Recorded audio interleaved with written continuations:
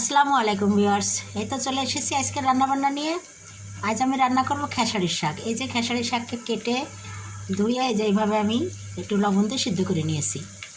এখন এই যে একটা প্যানে সরিষার তেল দিয়ে দিয়েছি আর পেঁয়াজ রসুন আর শুকনো মরিচ কেটে দিয়েছি।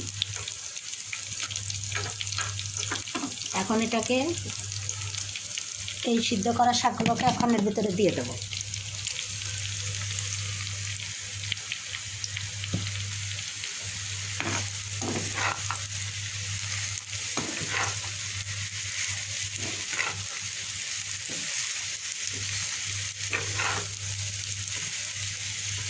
এটাকে এখন এভাবে নেড়ে ছেড়ে শুকিয়ে নেব।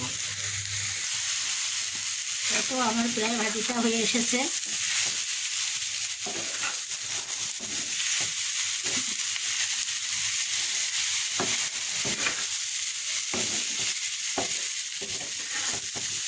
আজকের আমার খেসারির শাক ভাজির রেসিপিটি যদি আপনাদের ভালো লেগে থাকে তাহলে অবশ্যই আপনারা আমার চ্যানেলকে লাইক, কমেন্ট, শেয়ার ও সাবস্ক্রাইব করে আমার পাশে থাকবেন।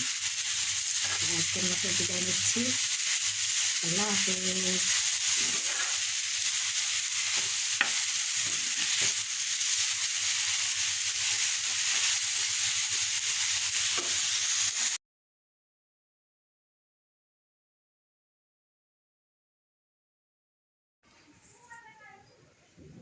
নতুন আলু দিয়ে চিকেনের পাতলা ঝোল রান্না করলাম।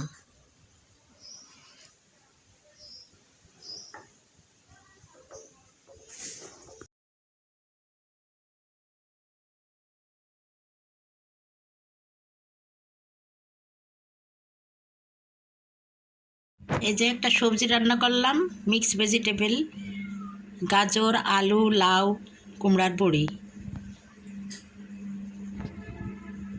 Healthy recipe.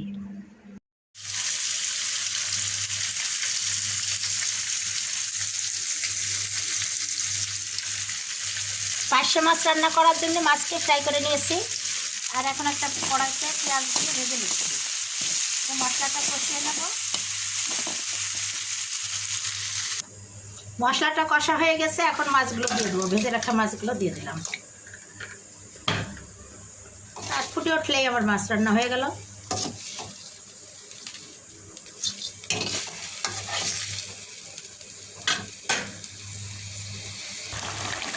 এই তো হয়ে গেল আমার পার্শে মাছের দো পেঁয়াজা।